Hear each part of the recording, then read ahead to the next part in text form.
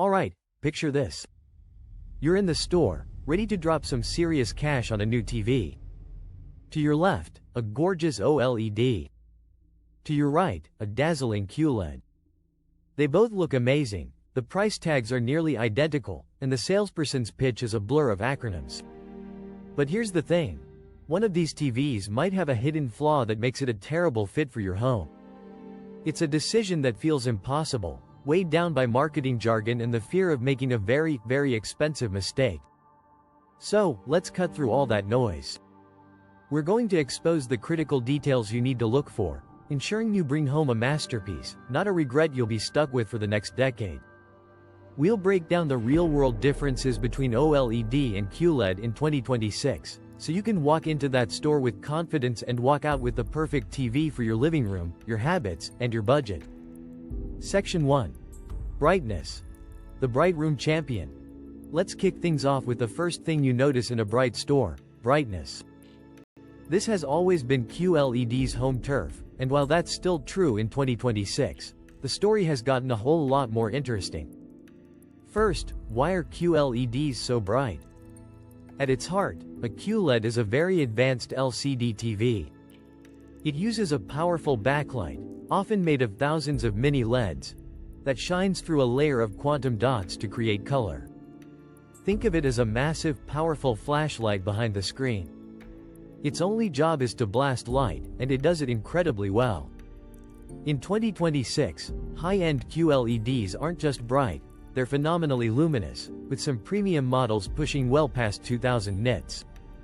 There are even halo products from brands like TCL advertised to hit an almost absurd 10,000 nits, though for most high-end TVs, the battle for brightness is largely over as they are all bright enough for HDR content.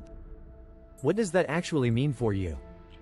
If your living room is drenched in sunlight or you mostly watch TV during the day with the lights on, this raw power is your best friend. A QLED can punch through all that ambient light, keeping the picture vibrant and watchable instead of a washed-out, reflective mess. It's the undisputed champ for bright room viewing, perfect for watching sports on a Saturday afternoon. For years, this is where OLEDs couldn't keep up. An OLED TV works totally differently. Every single one of the 8.3 million pixels in a 4K TV is its own tiny light source. It makes its own light and color, so there's no backlight at all. Historically, making these organic pixels super bright was a huge challenge. But 2026 has changed the game. Thanks to new panel technologies like qled and tandem OLED, which stacks light-emitting layers, the brightness gap has narrowed dramatically. In 2026, new OLED panels from both Samsung Display and LG Display are being developed to hit peaks of 4500 nits. While the real-world brightness in calibrated TVs will likely be lower, models are expected to easily exceed 2500 nits and possibly approach 3000 nits. So, what's the verdict on brightness? QLED still wears the crown for sheer, eyeball-searing power, making it the safest choice for the absolute sunniest rooms. But OLED has made such huge gains that for most people, in most rooms, brightness is no longer the clear-cut deciding factor it once was. And that brings us to the other side of the coin, the area where OLED has always been, and still is, king. Section 2. Black levels and contrast. The cinema lover's dream. If brightness is about creating light, contrast is about controlling its absence. This is where the fundamental difference between these two technologies creates a massive, unbridgeable gap in picture quality. This is the hidden detail that can make a screen a masterpiece or reveal its fatal flaw. Let's go back to the QLED and its powerful mini LED backlight. Even with thousands of dimming zones that try to turn off parts of the backlight for dark scenes, it's not a perfect system. Light spills. It bleeds. When you have a bright object next to a dark one, like stars in the night sky or subtitles in a movie, the backlight can't be perfectly contained. This creates a blooming, or halo, effect, where a faint glow pollutes the black space around the bright object. Your blacks aren't truly black, they're just very dark gray.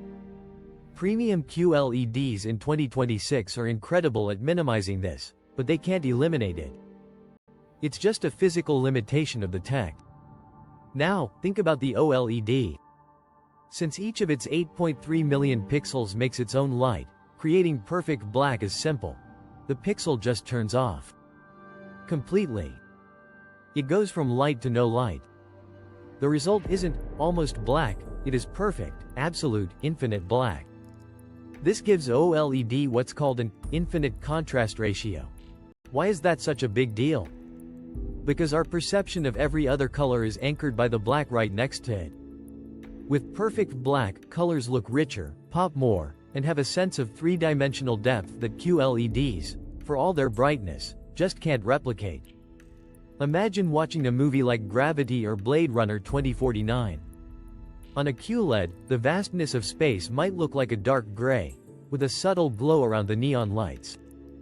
On an OLED, space is an inky, terrifying void, and those neon lights pop with razor-sharp precision and no light bleed at all. It's the difference between looking at a screen and feeling like you're looking through a window. For movie buffs, home theater enthusiasts, or anyone who mostly watches in a dim room, this isn't a small difference. It's everything. OLED's ability to create perfect blacks delivers a cinematic experience that is simply breathtaking. While QLEDs are in a constant fight against their own backlight, OLEDs effortlessly achieve a level of contrast that remains the pinnacle of TV technology. This is the detail that makes an OLED a masterpiece for a cinephile. Section 3. Gaming performance. Response time versus brightness. With modern consoles pushing visual boundaries, the living room is the new gaming arcade. And when it comes to gaming, the OLED versus QLED debate shifts from a single knockout punch to a series of strategic trade-offs. Let's start with the metric that gets competitive gamers excited: speed. Here, OLED has a natural, physics-based advantage that's almost unfair.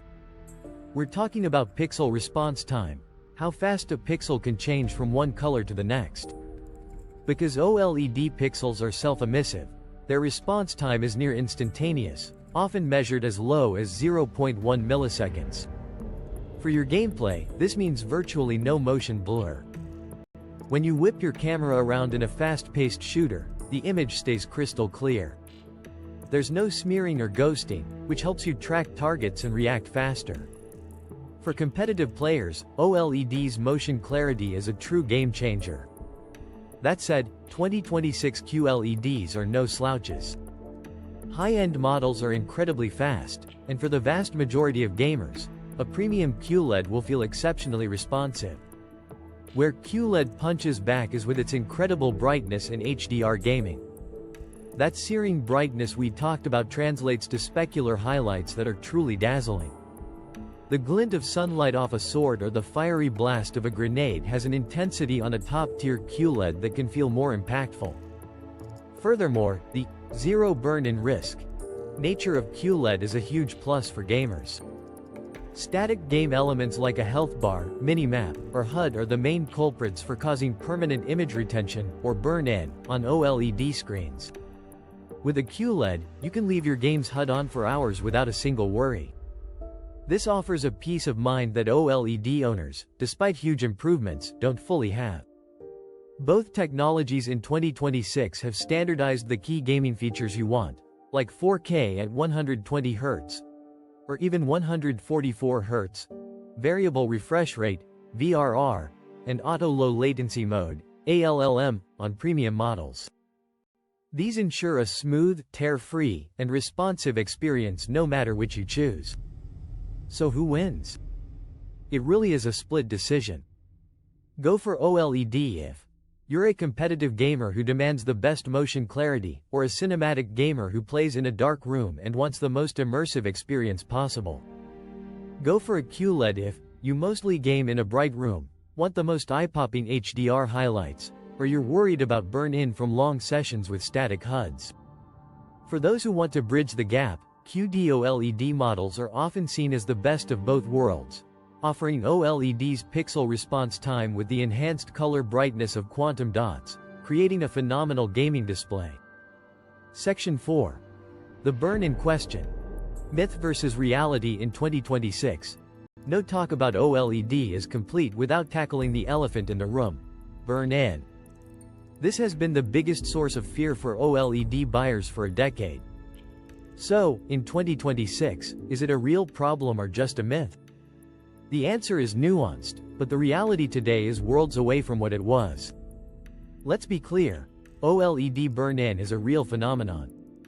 It happens when a static image is displayed for so long that the organic compounds in those pixels age unevenly, leaving a permanent ghost of that image. Early OLEDs were more susceptible, and that's where the bad reputation came from. However, what's changed are the layers of technology manufacturers have built to fight it.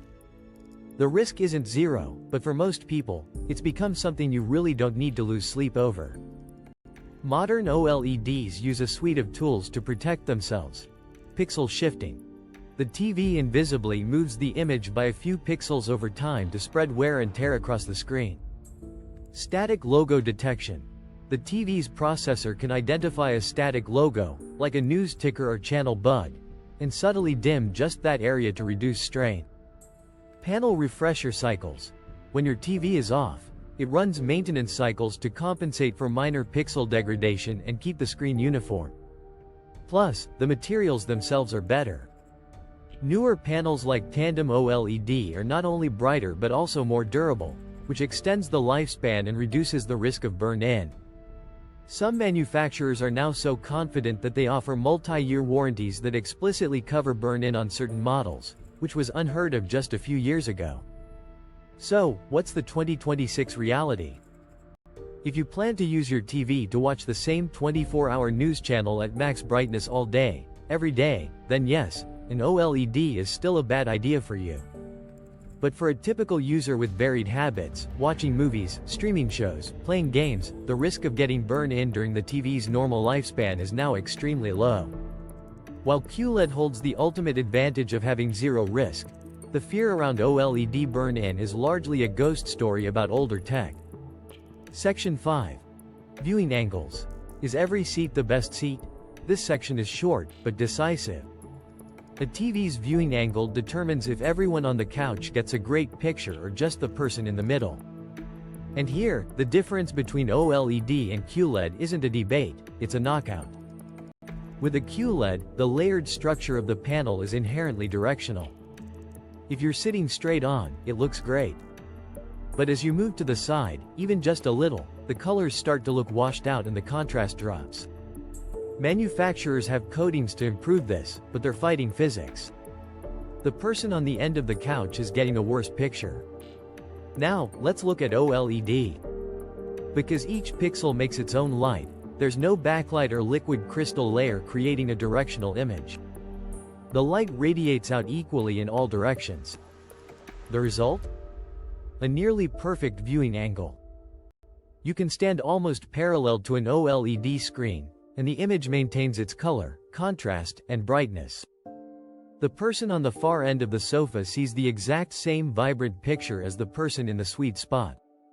This is a huge quality of life benefit that's often overlooked. For big families, or anyone who loves hosting a movie night or a Super Bowl party, this matters. In the contest of viewing angles, there's no contest at all. OLED is the clear, undisputed winner. Section 6. Price and value. Where your money really goes, after all the tech talk, for most of us, the final decision comes down to price. In 2026, the financial story of OLED versus QLED is about premium performance versus mainstream accessibility, especially when size is a factor. Broadly speaking, QLED offers a much wider range of prices and is the better value if your main goal is getting a bigger screen. Since the underlying LCD tech is cheaper to make at scale, you can find QLEDs in a huge array of sizes and prices. A great 65-inch QLED might cost the same as an entry-level 55-inch OLED. And this is where QLED's value really shines: size. If you're dreaming of a massive 85-inch or 98-inch TV, QLED is your most cost-effective path by a long shot. An 85-inch premium QLED, while not cheap, can cost just a fraction of a similarly sized OLED. QLED is the king of screen size per dollar. OLED, on the other hand, is still positioned as a premium technology. The manufacturing process is more complex, and that's reflected in the price. OLEDs typically start at a higher price point, and that cost grows exponentially with size. A 97-inch OLED is an ultra-luxury item with a price tag to match, often costing many times more than a 98-inch QLED. So how should you think about value? The value of a QLED is in its versatility and scale. You get a TV bright enough for any room, with no burn-in risk, and you can get a massive screen without emptying your bank account. The value of an OLED is in its uncompromising picture quality. You're paying a premium for those perfect blacks, infinite contrast, and flawless viewing angles. The value is knowing you have the absolute best cinematic image possible. Ultimately, your money buys you a choice. For the same budget, you might be choosing between a top-tier 77-inch OLED and a top-tier 85-inch QLED. Neither is wrong, but they represent different priorities. Do you value the absolute best picture in a slightly smaller size, or a more physically immersive screen that's still excellent, just not perfect? So, after all that, which TV technology wins in 2026? The real answer is the one that's right for you. For the first time, both premium QLED and OLED TVs are so incredibly good that the best TV is no longer a universal title. It's a personal one. The only massive mistake is choosing the wrong technology for your life. Let's make it simple. You should buy an OLED if you're a movie lover who craves the most accurate, cinematic picture possible. Infinite contrast is your #1 priority. You do most of your watching in a dim or dark room where picture purity can truly shine. You have a wide couch setup and want everyone to get a perfect view. You're a gamer who needs instantaneous response time for a competitive edge or the most immersive experience. You should buy a QLED, specifically a premium mini LED model, if your TV is in a bright, sun-filled room and you need maximum brightness to fight glare. You want absolute peace of mind with zero risk of burn-in from news tickers or static game HUDs. You want the biggest possible screen for your money. QLED offers way more size per dollar, especially at 75 inches and up. You need a versatile workhorse for a busy family that will be used for everything, in any lighting condition.